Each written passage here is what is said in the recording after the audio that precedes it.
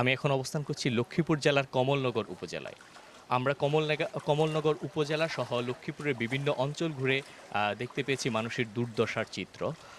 এখন পর্যন্ত লক্ষ্মীপুর জেলার ১,২০,০০০-এরও বেশি পরিবারের প্রায় ৬ থেকে ৬.৫ লক্ষ মানুষ পানিবন্দী অবস্থায় মানবতার জীবনযাপন করছেন।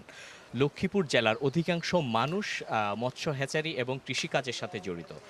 আমাদের কাছে আমরা এখন পর্যন্ত পাওয়া তথ্য অনুযায়ী লক্ষ্মীপুর জেলায় ৯০ কোটি টাকারও বেশি আর্থিক ক্ষতির সম্মুখীন হয়েছেন মৎস্য ব্যবসায়ীরা।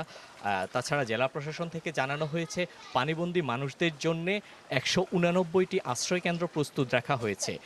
তাছাড়া প্রশাসনের পক্ষ থেকে শুকনো খাবার বিতরণ করছে, যা অপ্রতুল মানুষদের জন্যে। তাছাড়া এই অঞ্চল একটি উপকূলীয় অঞ্চল হওয়ার কারণে লক্ষ্মীপুর জেলার অধিকাংশ উপজেলায় মেঘনা নদীর উপকূলে অবস্থিত।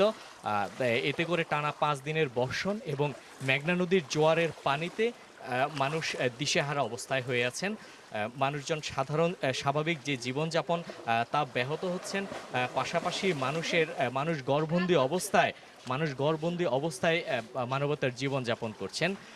আমরা বিভিন্ন মানুষজনের সাথে কথা বলে আরও জানতে পারি লক্ষ্মীপুর জেলার যে কমলনগর উপজেলা এবং রামগতি উপজেলাতে পর্যাপ্ত মানুষ শুকনো খাবার পাচ্ছেন না। মানুষ অনেক দিন থেকে রান্না করতে পারছেন না। তাদের বাড়িঘর সহ সকল কিছু পানিতে ডুবে যাওয়ার কারণে তারা প্রশাসনের দৃষ্টি আকর্ষণ করছেন। তারা চাচ্ছেন প্রশাসনের পক্ষ থেকে তাদেরকে সহায়তার হাত বাড়িয়ে দেয়।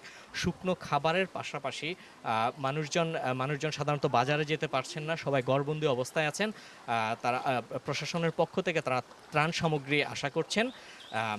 এছাড়াও লক্ষ্মীপুর জেলার কমলনগর এবং রামগতি উপজেলার বিভিন্ন এলাকা ঘুরে আমরা দেখতে পেয়েছি মানুষজন অত্যন্ত মানবেতর জীবনযাপন করছেন।